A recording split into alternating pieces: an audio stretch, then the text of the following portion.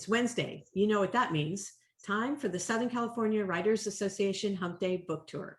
Every Wednesday at 10 a.m., the Southern California Writers Association invites a new and different author to our Facebook page to talk about their books. This morning, we welcome Dorothy St. James.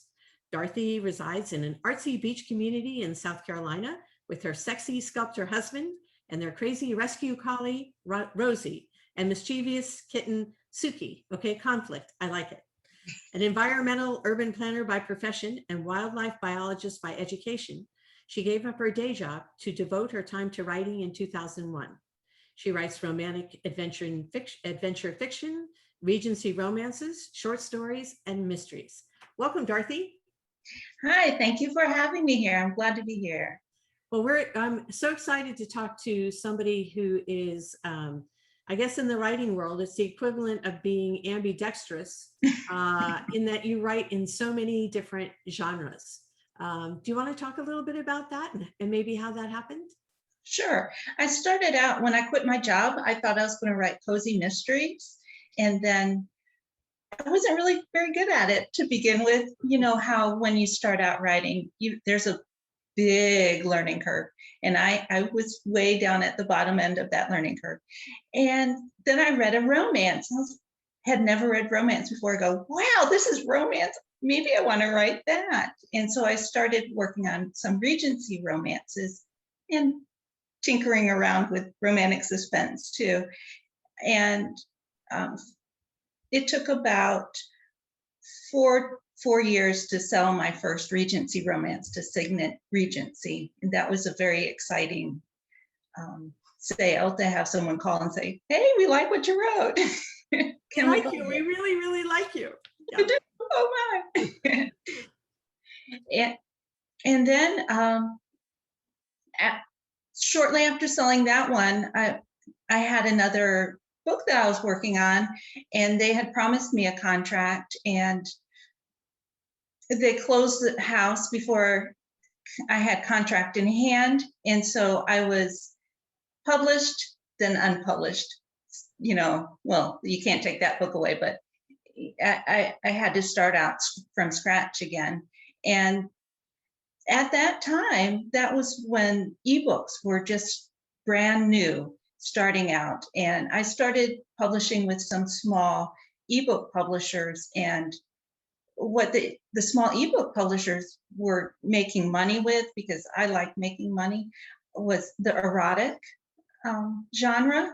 So I stuck my toe in that, and let me tell you, shy and a bit of a prude, but I was writing that under my real name, Dorothy McFalls. Urban planner, right? Yeah, I can see how that goes. Yeah. And then I've landed with 5 Star, and they're published. Actually, I quit writing for a while, and I had a book that I loved, The Nude, and it just would never sell. I even had a ex-editor look it through and say, what's wrong with this? Why is it not selling? And she said, there's nothing wrong with it. I don't know why it's not selling. And then one night at 3 a.m, you know, those nights where you're just up wondering what's going on with your life, I sent the book to 5 Star, which is a small publisher. They mainly do hardcover for libraries, and they wanted it. And I was so excited to get that. They only paid $1,000, and I'd get 15 hardcover books, but it was very exciting and kind of set me back on the writing path. And then that editor invited me to write the White House Gardner mystery series for Berkeley. So you never know. I started out with cozy mysteries, and she said, you know, you have kind of a cozy mystery voice. And I go, oh, really? That's interesting. And so since it's kind of like full circle. It wasn't my choice to go back to cozy mysteries. It was my editor saying, we've got this opportunity for you. And I've learned the hard way, whenever an editor says something, you always say yes. And yes, I can do that. And so that's got me back into more traditional publishing. And I wrote the 3 books in the White House Gardener Mystery Series, and then had my daughter, and I decided I was going to take some time off. I was trying to write and be pregnant at the same time, and that wasn't really working out. And so after she was born, I took a couple of years off, and then it just kind of tugged at me again.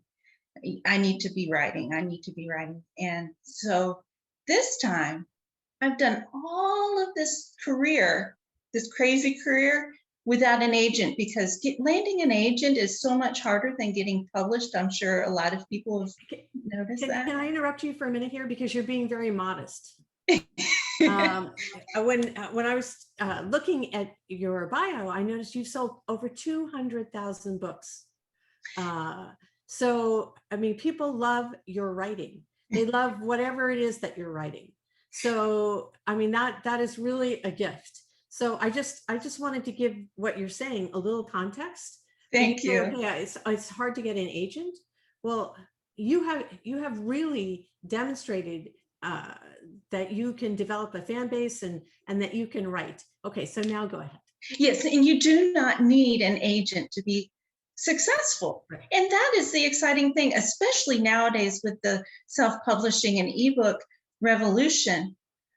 Those 200,000 books I sold was with my indie books. So as I was writing all these books for these small publishers, I would put on my calendar, this is the date when I can ask for my rights back.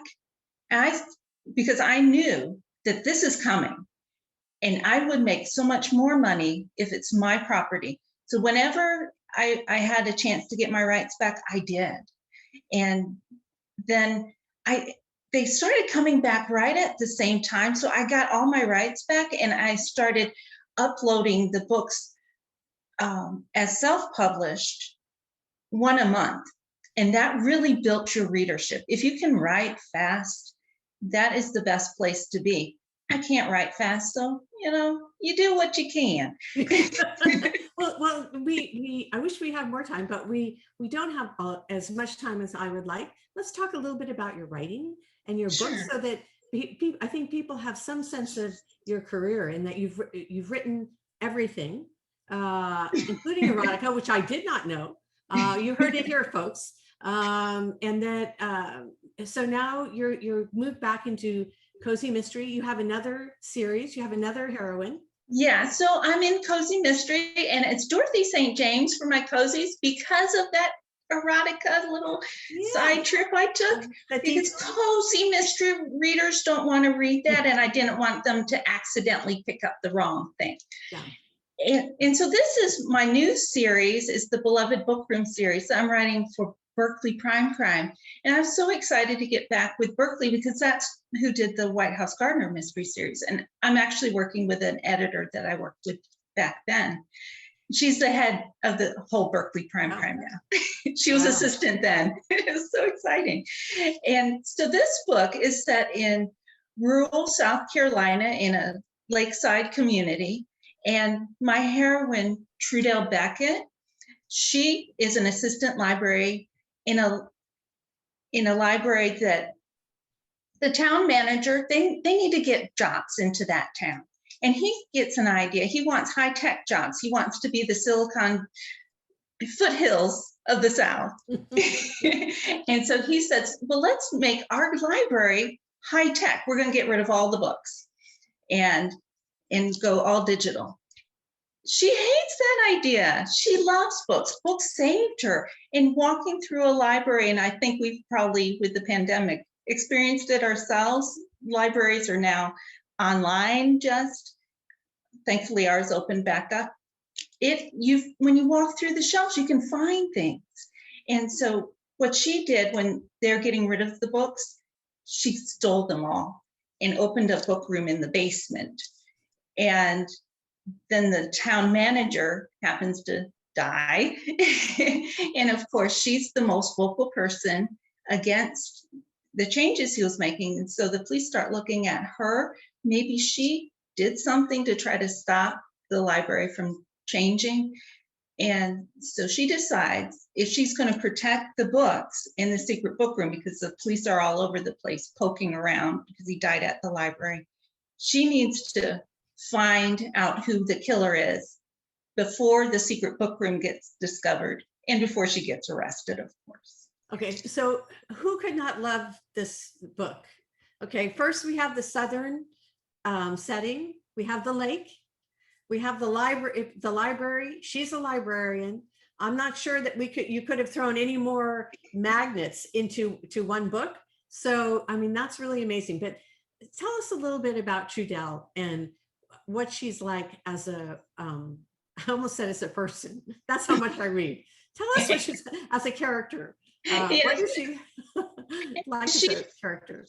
She considers herself a plain Jane, and she's kind of gone under the radar. Her mother is beautiful and outgoing, and she just feels like, you know, she can't live up to those standards. And all of a sudden, with all of this attention put onto her, she has to grow into her own and find her strength and figure out that no, she has to step into the limelight and she has to take charge. And that's a very difficult situation for her. So throughout the book, she's, you know, tries to exert herself, and it comes across angry sometimes, and it comes across kind of crazy as she's learning how to be herself and how to be an assertive leader instead of this assistant librarian who's kind of lived in the shadows for her whole life. Well, she's not your only protagonist, because you've written other books. So yes. I noticed that you wrote a series about an organic gardener. Is that?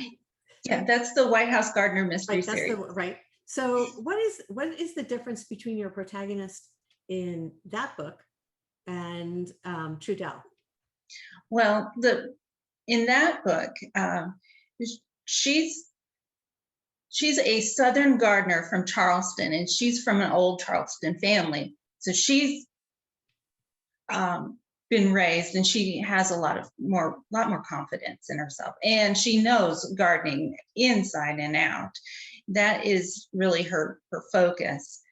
So the hard part for her in that series is stepping outside of her gardening and realizing that she's seeing things at the White House because people don't notice the staff really. So she sees things happening that maybe she needs to follow up on. Is this something that involves that crime, or is it just something weird going on? And people don't always listen to her. You know, I named her Cassandra because in Greek mythology, Cassandra is someone who always speaks the truth, but no one listens to. Right. Well, you know, just listening to you speak, you can get a sense that you have a clear vision of what these stories are, which is great as a reader, because then you know the author, you trust the author, and you follow the author, and you go on that journey. So, and just one quick question: if you had one bit of advice for writers out there, what would it be? Well, my biggest piece of advice is to read what you love, and read a lot, and study what you're reading, because what you're reading is probably what you want to write, is my guess. And those books are your teachers.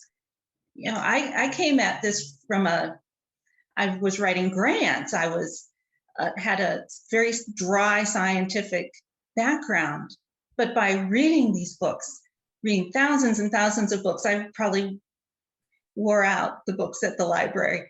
You know, that I figured that was my teachers. And then when I would submit to an editor, if I was lucky enough for them to give me feedback, even if they're turning me down. To me, that was, well, a free course on learning something. I would try to take away what I could from that after crying. That's so great. I wish we had more time. I really do. Hopefully you'll come back. But where can people find your books? Well, anywhere books are sold. Most of my self-published ones are Kindle Unlimited right now, so they're limited for the ebooks. But if they're in print, I make sure they're in print and all the major sources, Barnes and Noble, Amazon. Yeah, your small bookseller, go and ask for this book from, support those indie booksellers. They're the best. Let's see that cover one more time. Okay. I'm always fascinated by book covers. Yes, The Broken Spine. A Beautiful. lovely illustrator from Hawaii did this, and I love the Dewey, my kitty cat, with the skull on his back.